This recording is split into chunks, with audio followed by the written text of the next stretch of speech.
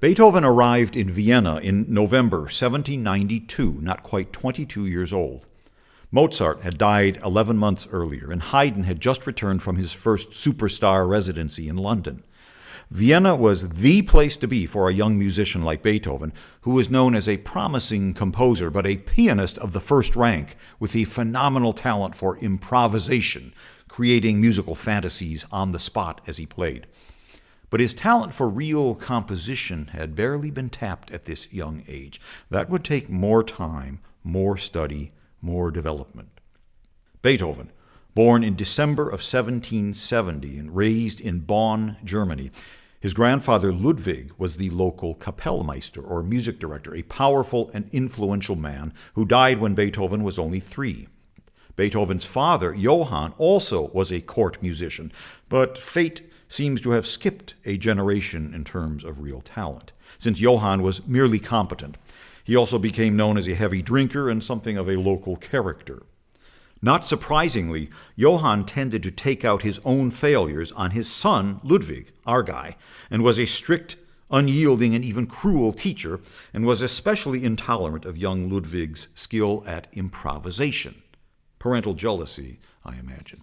Anyway, Beethoven's unhappy childhood tended to drive him inward, withdrawing from society into his own fantasy world. But fortunately, Beethoven impressed a number of important musicians and aristocrats in Bonn who would help pave the way for his introduction into Viennese musical life. Beethoven also became a student of the Enlightenment and immersed himself in history, theology, literature, science, and philosophy, especially the rather remote time and space philosophy of Immanuel Kant and the lofty idealism of the poet Friedrich Schiller. A pretty potent combination.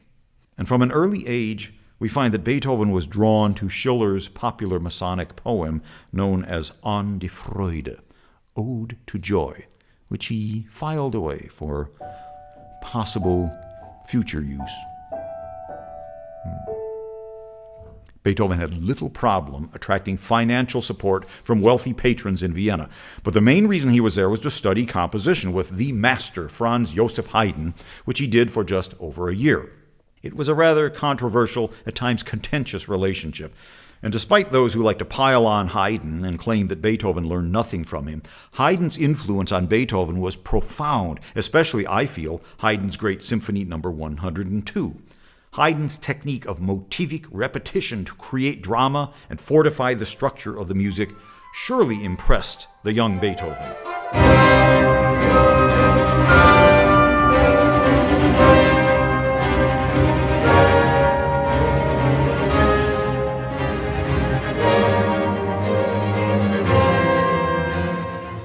That's Haydn's Symphony 102, which is part of this series.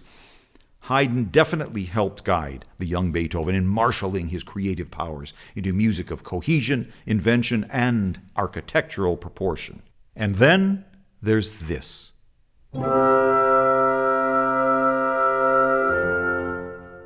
A most striking but subtle announcement to the musical world. Odd that the most titanic musical mind of the century avoided the grand, heaven-storming, dramatic gesture to impress his audience. Beethoven clearly felt he didn't need that, and wisely decided not to overdo it. But whatever his thinking, here it is again.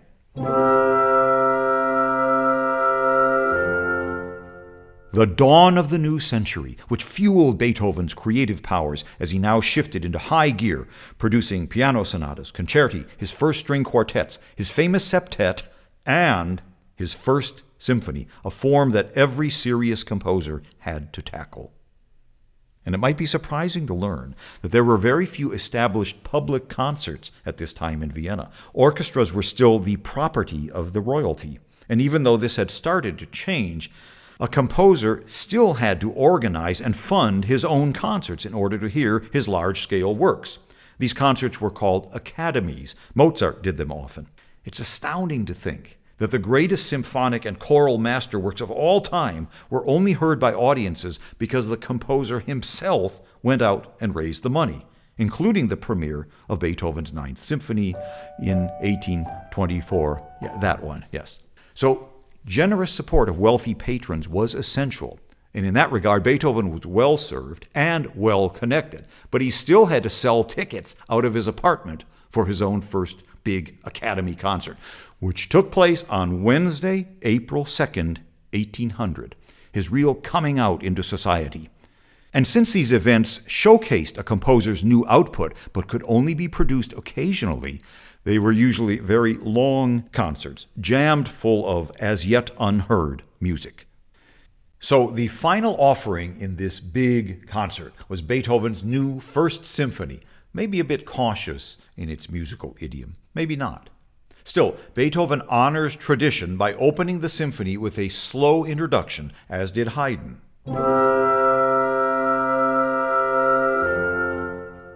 But to announce yourself to the musical world in such an understated, almost offhand way was remarkable, so unconventional, even a bit revolutionary. The audacity of those two chords is, I think, the first of many such features that we will encounter in Beethoven's symphonies. Since when does a work begin with an unresolved chord?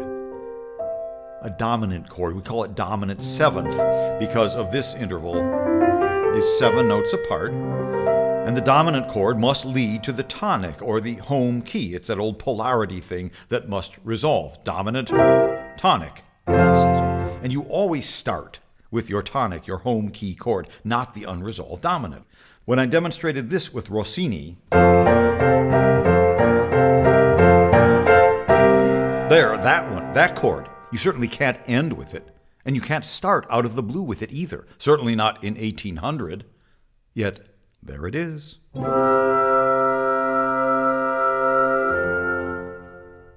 And with total confidence, Beethoven continues now with 2 more similar cadences. This one shifting to the minor key, and the third of them now, like so, leading to this. Aha, and we finally got our bearings, and we've arrived emphatically now in G major. Ta-da! There's only one problem, and that's the symphony is based in C major. G is the dominant, the polar key, and it must resolve G to C. Okay, so Beethoven now writes a lovely lyrical melody to bring us out of G and into C major.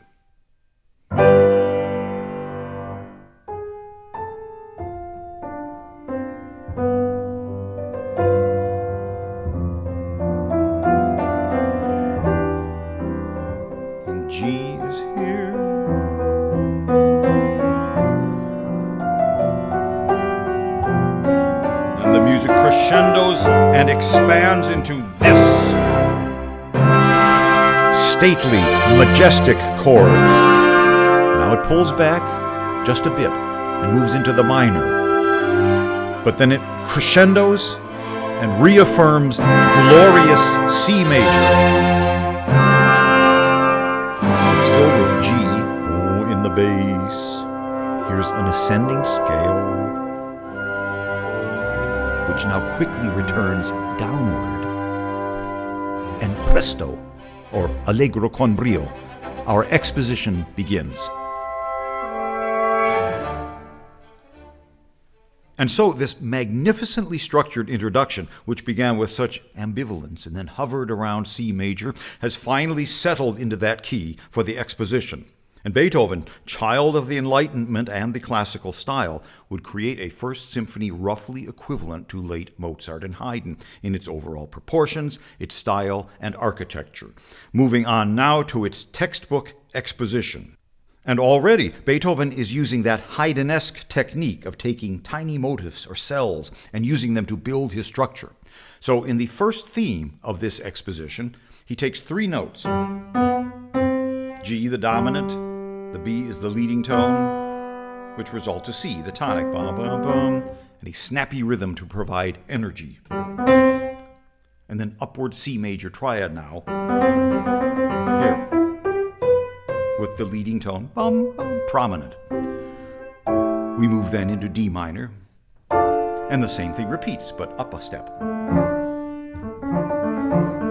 which now prepares us for a big, emphatic, extended C major episode. So what I'd like to do now is to play for you all of the main themes of the exposition, and then we'll hear them as they occur in the orchestra. First, the main theme in C major. It repeats in D minor, and then leads us back to C major with these dynamic chords, clearly related to those big, majestic chords from the introduction. Then the next theme of this group built on a C major triad and a descending scale, like so.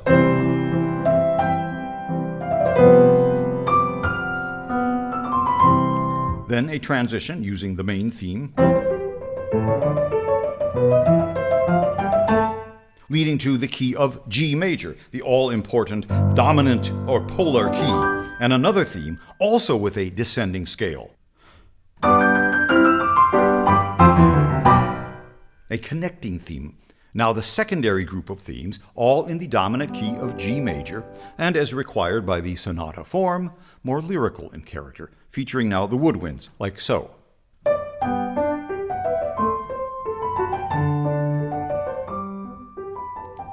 And notice, this theme is also built on a descending scale.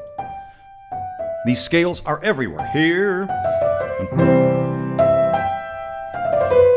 and even the main theme. Plus there's more. This graceful secondary theme is accompanied by the ascending triad figure we heard from the main theme, which now becomes this in the bassoon.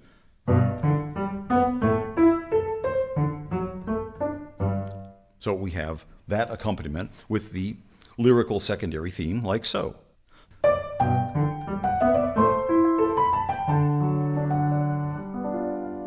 And you see how all these materials are bound together. They're related motivically in a subtle but organic sort of way. This is true symphonic writing. And this leads to the third major theme, also in G major. It's very energetic, almost boisterous in its precise, clipped rhythms.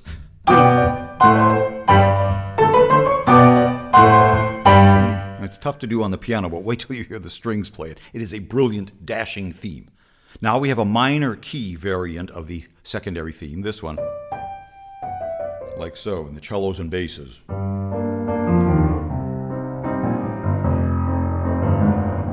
And it continues to wind its way back to G major to close out the exposition with a vigorous return of the main theme.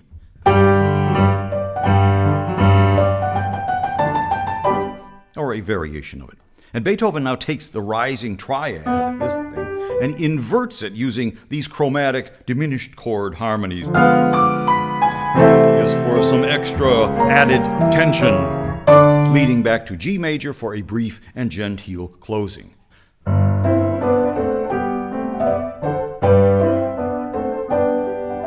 And the exposition ends emphatically in G major. So many amazing things bursting forth from Beethoven's mind. So here now is the exposition, beginning after the slow introduction, and I'll call out everything as it happens. Our main theme. It repeats in D minor.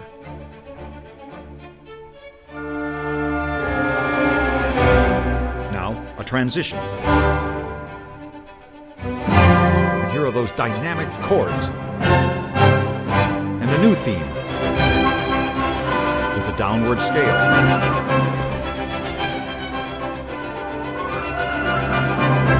The main theme now has a transition. And a connecting theme. Ba-da-ba-ba-bum also has a descending scale. And our secondary theme. We're now in G major.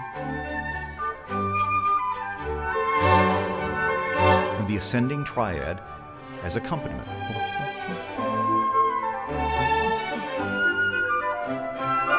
And here is our third theme, bursting with energy.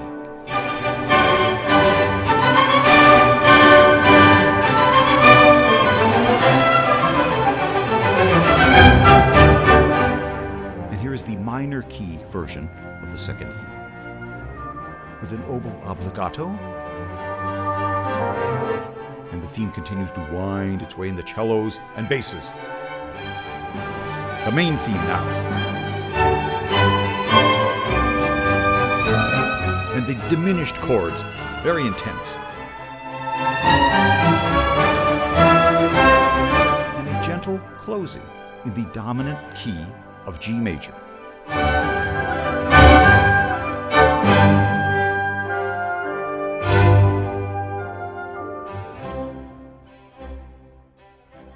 And it will all repeat. It was standard practice to repeat the entire exposition so that the audience could hear all of the main materials again before plunging into the central development section, where Beethoven uses a device that's very common with composers, many of whom struggled with the process of true symphonic writing. It's taking a theme from the exposition, say, take our main theme. And many composers in the coming years would fall back on this device because it's all they knew how to do. Simply repeat the theme in different keys and with different accompaniments. So this might become this.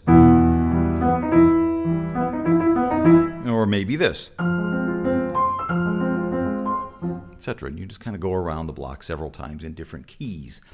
Now, Beethoven will do more than this in his development section, but still, he's basically relied on this device, as you will hear. By comparison, the first movement development of Haydn's Symphony 102 that we examined was much more inventive than this. But Beethoven was just starting out here, still finding himself at age 29. So never fear, things would begin to change in his next symphony. So here is Beethoven's central development section as it occurs, and I'll call out the events as they happen.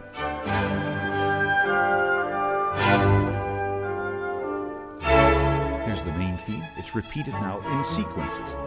Here it's in D major, now in G major, and leading to a shadowy C minor. And there's the ascending triads. The triads continue through various harmonic regions.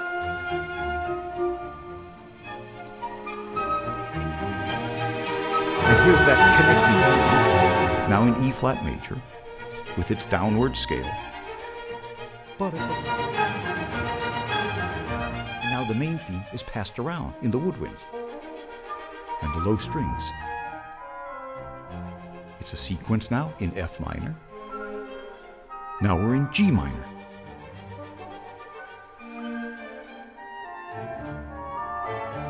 And now the main theme in a new version. And this woodwind phrase, it's taken from the slow introduction. We're in the key of A minor, and we cadence now in a big unison E. And now the outline of the dominant chord. And our recapitulation in the full orchestra.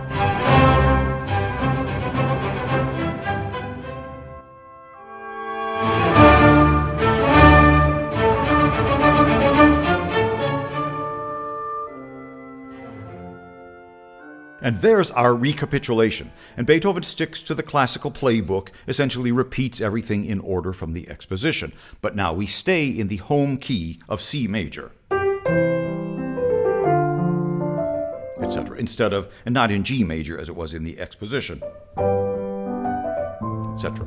And just as in Mozart and Haydn, the symphonies that we've examined, the structure, the architecture of this movement is flawlessly shaped and balanced. And it's also clear. We recognize the themes from the exposition as they occur in the development section, then in the recap.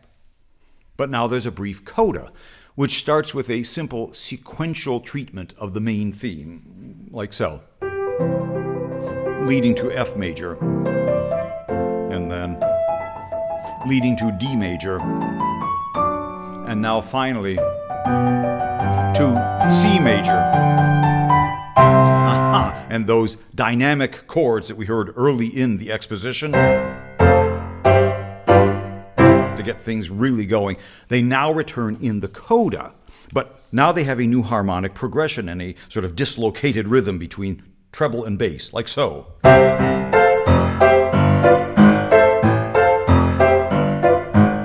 Which adds that extra burst of energy as the main theme now will propel us through to the end. And you'll hear the grand, sustained expanse of C major hovering throughout the entire orchestra with the main theme chugging away underneath, and the rising triad everywhere. And this is so similar to the end of the Mozart Symphony 34 first movement that we've explored. And I didn't plan it this way, but the carry-through of the Mozartean model in its design, its spirit, and its sound is remarkable. Here's the coda now to the first movement.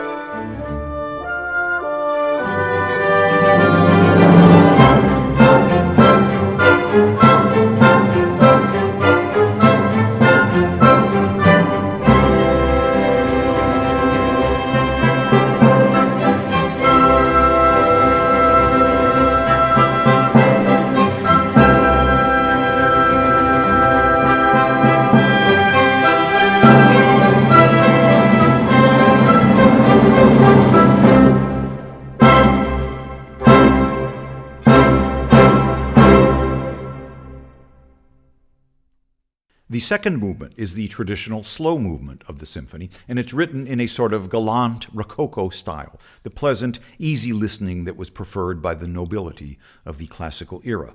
No need for Beethoven to go against the grain too much at this point in his career.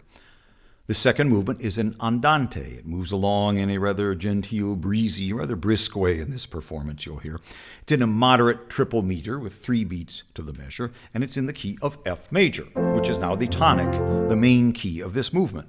And you'll hear the first theme start unaccompanied in the second violins, and then you'll hear the violas and celli enter like so.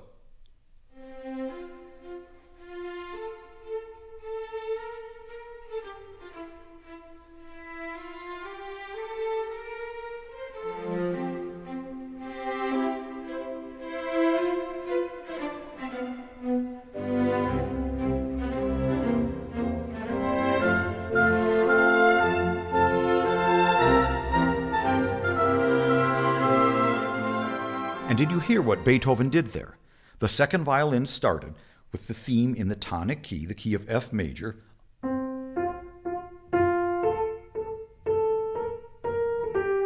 unaccompanied. Then the violas and celli entered in C major, which is the dominant key.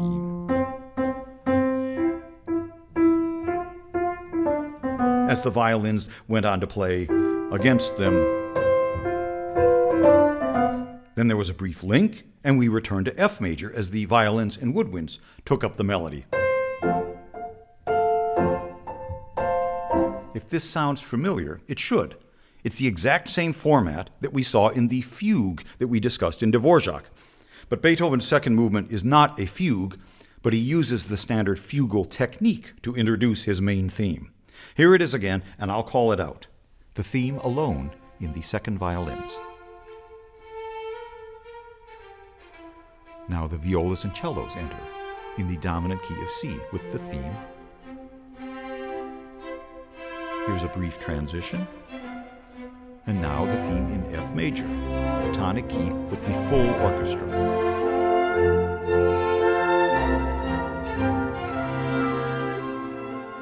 But now, as things progress, we notice more interesting features. The theme you've just heard cadences in C major. That's the dominant key of F. And a new theme is heard now, also very graceful and charming, and also in C major.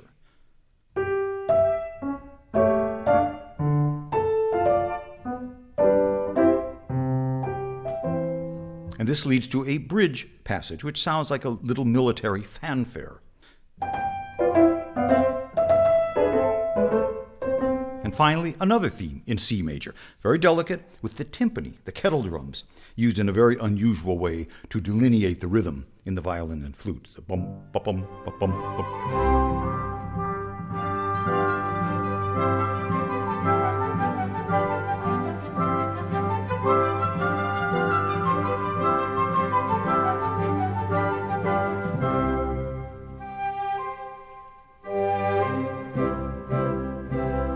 And the first section of the movement closes in the dominant key of C. sounds to me exactly like the exposition of a sonata. And that's what this second movement is. The first theme, in the tonic key of F major, but here fancied up a bit as a fugato, a little fugue. A move to the dominant key of C major, where we heard the second group of themes, 3 of them, including that little military thing.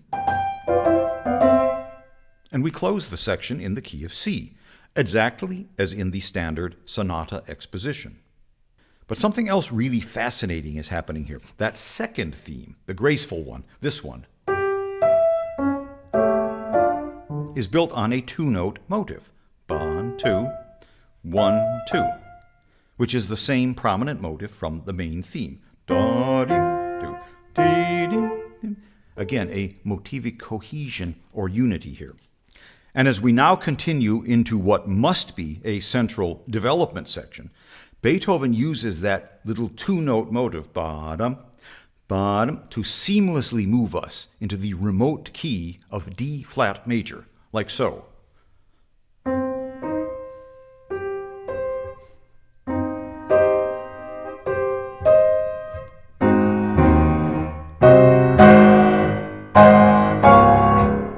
And that timpani rhythm that we heard a while ago, bum, ba, bum, ba, bum, now takes over the entire orchestra. And these 2 motives, the little 2-note motive and that clipped timpani rhythm, bum, ba, bum, ba, bum, they are it. The entire development section consists of just these 2 things.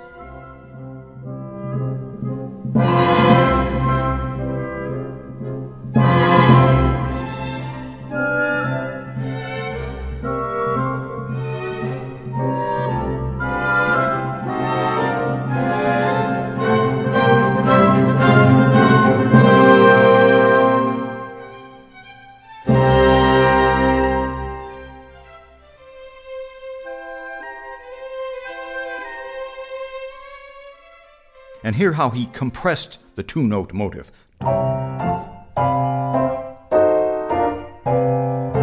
And the music moved back to the tonic key of F major. And the recapitulation is upon us. I should also point out that that timpani rhythm motive, bum, ba, bum, ba, bum, ba, bum, is based on the 3rd measure of the main theme. Yes, that rhythm. And you heard it prominently there as we were arriving back in F major.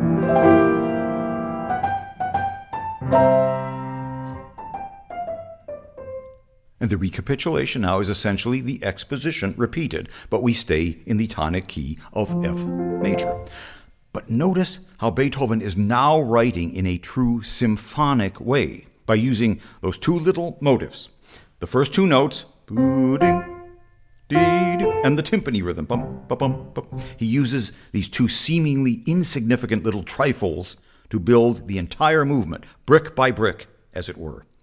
This is very significant. Beethoven using this complex method he inherited from Haydn to construct this deceptively simple Rococo-ish diversion. Beethoven may have been playing it safe to a degree in this work, but he was acquiring total control of his music and his destiny as a composer. Next, in the number 3 spot, as we know, is the minuet movement. But already in his first symphony, Beethoven does something way outside the box. It's as if he says, this minuet thing is getting pretty old. It is, after all, a new century. So he labels the 3rd movement as a minuet, but he actually writes what has to be regarded as the first ever symphonic scherzo, a relatively new genre largely pioneered by, guess who? Haydn, which Beethoven had also been using in his piano sonatas and chamber music.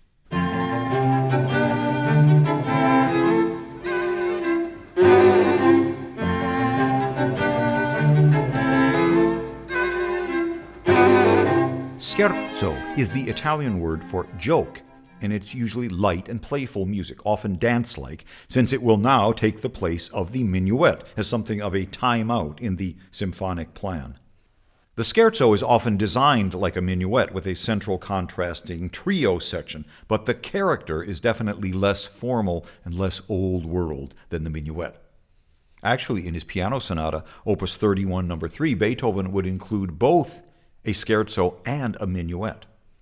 So Beethoven's 3rd movement, which he calls a minuet, is a whirlwind of motion and excitement, and it's built on a rising scale. And it begins in C major, but immediately within 4 very quick measures, it moves into the dominant key of G major, like so.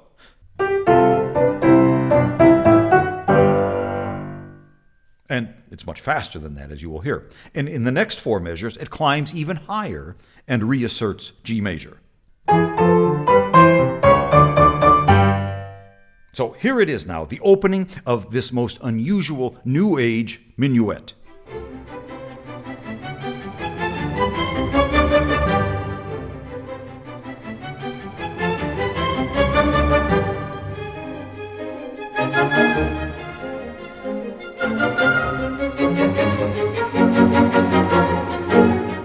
And what in the world had just happened there? You hear this abrupt change from C major to G major in the opening.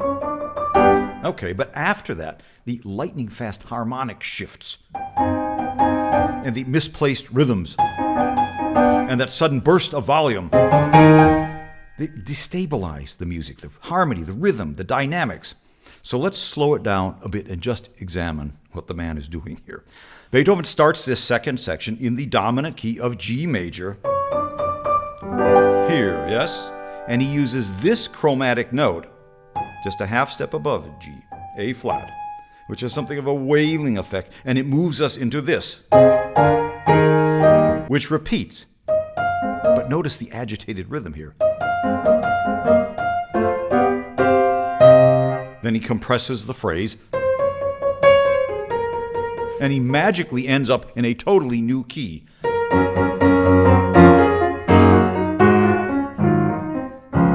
We've been thrust now into the key of D flat major, which on the keyboard is only a half step above C major, the shortest distance you can move physically on the keyboard.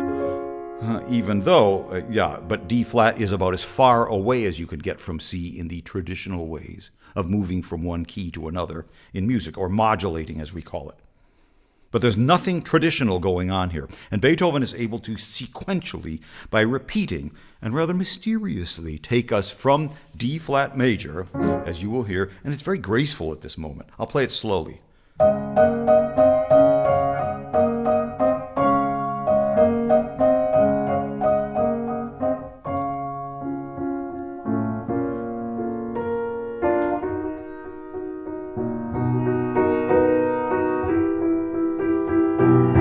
And amazingly back into C major, and a rather thunderous recap of the opening, complete with its rising scale theme. So let's now back up. I want you to hear all of this. We're in D flat major. And here goes.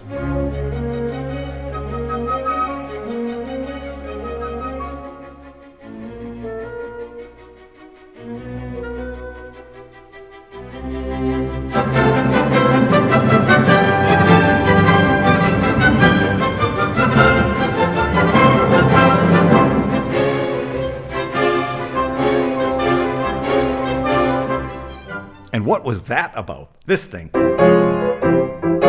Did you catch that? It's like this wailing chromatic thing we heard a while back. Beethoven now uses this bizarre harmonic device that we refer to as a Neapolitan chord. Don't ask me why. But you take the basic major triad, C, you move it up a half step, again, D flat. So you have, and then it resolves like so. So together you have. Then he follows it with a standard non-Neapolitan progression. And he quickly alternates them.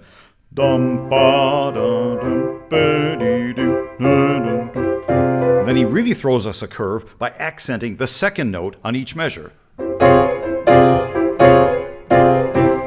But at Beethoven's rapid tempo, it is so disorienting. But now we get back to C major for our closing of this section, but the rhythm of the melody does this.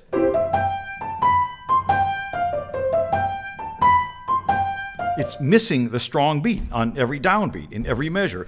The accompaniment is there. The accompaniment is very regular. 2, 1, 2, 3, 1, 2, 3, 1, 2. Put them together, the melody is doing this.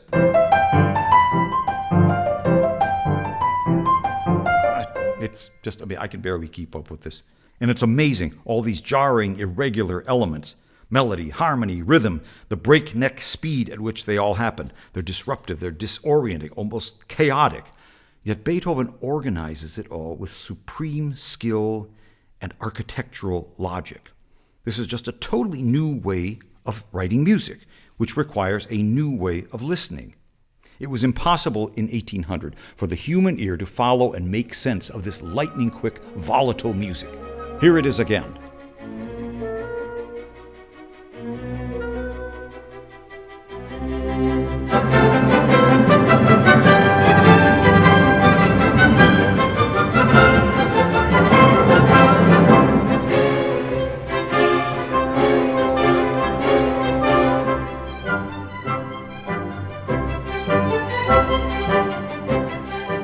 Haydn had written some very fast minuets in his string quartets, but nothing like this.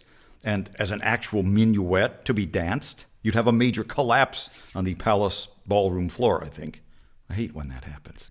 But the architecture of this so-called minuet is very proper. There's the standard central trio section in which the music suddenly stabilizes and the harmony becomes almost static. I think any audience could follow that. But you'll notice that each of these simple phrases is answered by the violins, lightly, darting about between the wind chords.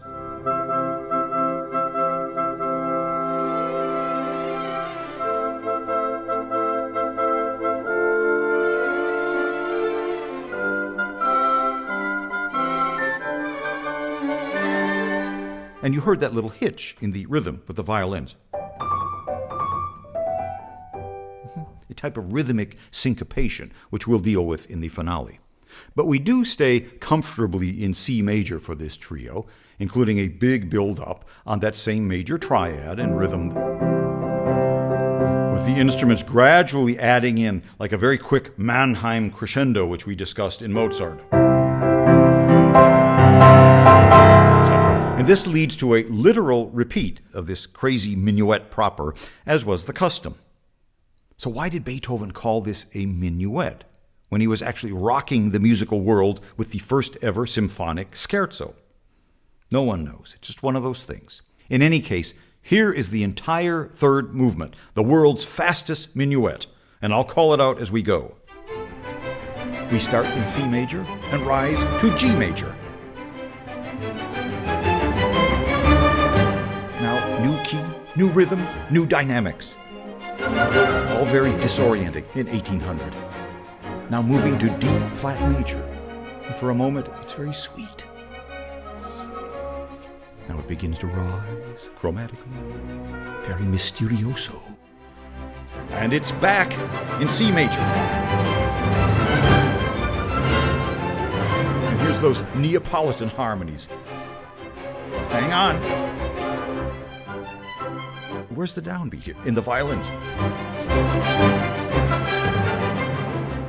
And now we'll repeat.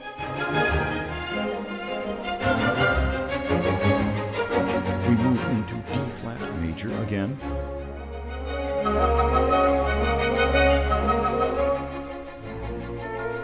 Now it's rising. An astounding harmonic progression. Back to C major. It's extended now those Neapolitan harmonies. Where's the downbeat in the violins? Oh, who cares? Just enjoy it. Now the trio, the woodwinds, and the whirlwind violins. At least there's some stability here, huh? Harmony, phrases. Here's that little hitch in the violins. It repeats. Violins, woodwinds, violins. Here it is again. Now on the dominant chord in the violins, we sort of fragment. The violins take over, and here's that quick Mannheim crescendo.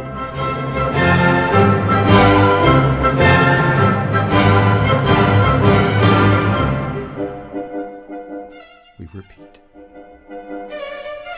The violins begin again. Here's that big crescendo into C major. And the rhythm again. Now we repeat the scherzo from the top.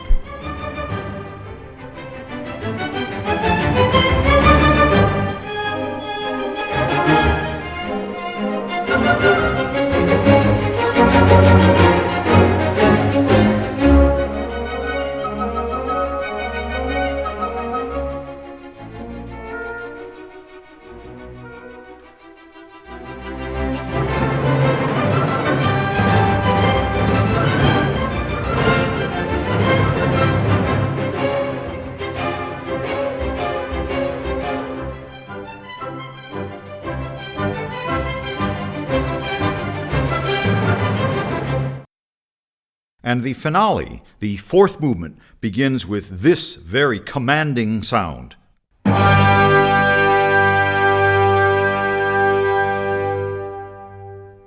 unison G. From the full orchestra, every available instrument is playing G. You can't miss it. No doubt about it. It's G. So we can safely assume that G is the tonic key of the finale, right? I mean, it's so emphatic. It might continue like this, like you'll hear in the beginning of the Second Symphony. But no, the First Symphony is supposed to be in C major. So G is the dominant, the polar key that will lead to C major. So again, something funny is going on here. And this finale also begins with a slow introduction, another total rarity in symphonic music at the time, to begin the finale with a slow intro. So we're focused on this note G, and from it emerges three rising notes in the first violins, very timid. So problem solved. We are in G major, right? Curtain. No. Well, Beethoven now repeats the three notes, and he adds one more, which subtly shifts our sense of tonality. Are we in G or C? And the rhythm of this pattern now changes as another note is added. Oh yes, so we must be in G, right? Now another new rhythm and another note added on the top. No, we're in C, must be. Then another scale with this note added on top. And our sense of tonal balance now shifts, since this new note produces a very familiar sound. This chord, it's a dominant seventh chord. It's a seventh because, as we saw, the top note and the bottom notes form the interval of a seventh, 7 notes apart. And it's dominant because, like that very first odd chord in the very beginning of the symphony, it must resolve. And your ear tells you where? To C major, the tonic key of the symphony. So Beethoven extends his little 3-note motive upward, keeping us in suspense before resolving into C major. And could this ascending scale, starting on G, be related to the whirlwind minuet theme from the third movement? It could be. That's how real symphonic music is put together. And speaking of this, Beethoven is now putting together, he's assembling note by note the main theme of the finale with this ascending scale. He's not just goofing around here. He adds one more note to the top here, which now becomes a fleeting upward scale to set our allegro molto e vivace off and running.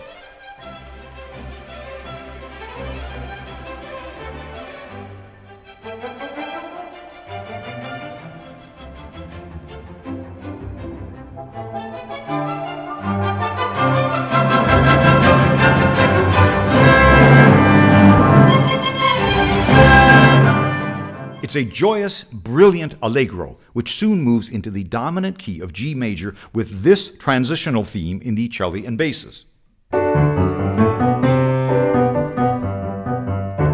which is in fact taken from the bass line that accompanies this charming motive that you just heard. There it is. Bum, bum, bum, bum. Now the transitional theme is this. And it introduces us to our secondary theme, which is in the dominant key of G.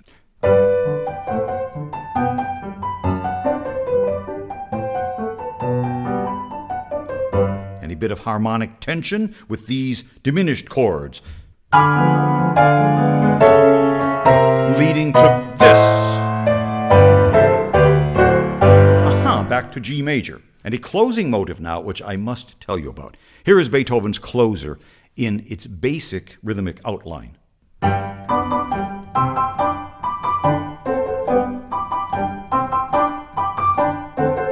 That's the basic rhythmic structure of this closing theme, but that's not what Beethoven writes, since he wants a closer to have some special rhythmic energy and buoyancy. So instead of writing that, he uses what we refer to as a rhythmic syncopation and writes something far more jazzy.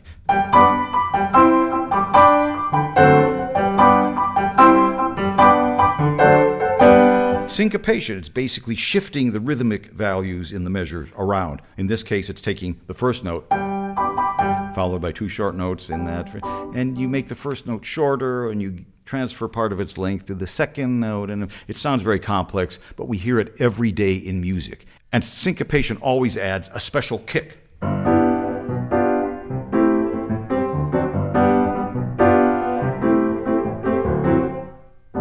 Yeah, as opposed to the straight version, which would be,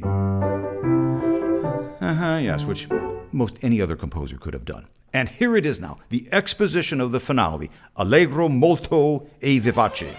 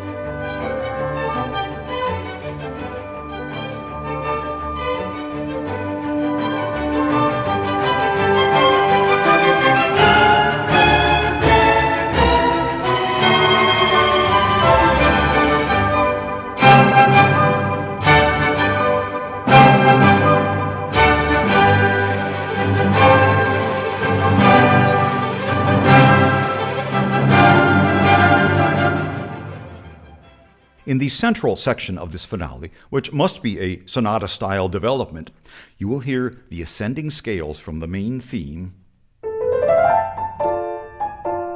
often inverted so that they now descend. And sometimes they're combined with the syncopated theme.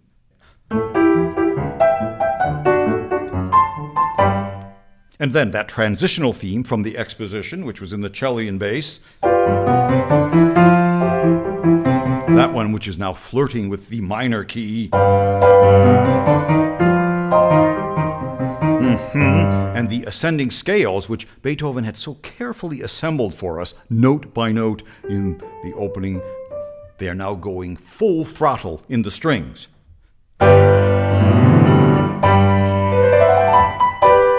And the music settles on this huge dominant chord on G and just grinds away.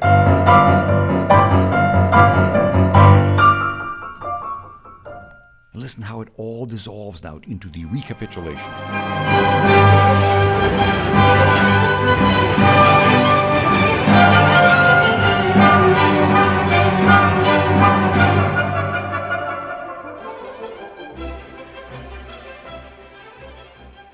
And the main materials are recapitulated pretty much as we've heard them in the exposition, except as expected, they all stay in the tonic key of C major. And you'll hear how Beethoven now switches over to pure harmony and rhythm with these rising chords. And coming to rest on this massive dominant chord on G. Again, a major structural point. And listen to what happens coming out.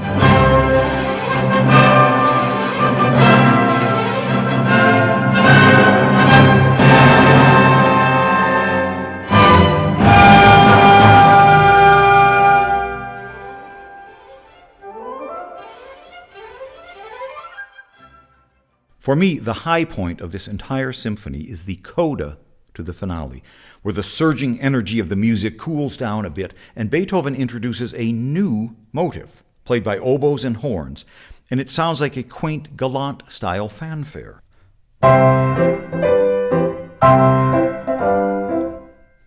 Which continues using this very standard progression. And it's very odd, very touching in a way, how the music changes at this point with this whimsical, old-world 18th century fanfare. Just as the symphony is about to end, it's as if Beethoven is bidding farewell to the courtly elegance of the 18th century with that familiar sound of oboes and horns. But there's one more fascinating thing that happens here that ties it all together. Those ascending scales that grew out of the introduction and became this, which Beethoven frequently inverted as the music progressed, they now return as the mini fanfare repeats. And these scales are everywhere. They're darting about, cascading in the flutes and clarinets, delicate and fleeting. Sometimes they ascend, some descend. Everywhere you turn, the scales increase and multiply. It all happens very quickly, and they sweep us into a full, triumphant C major close.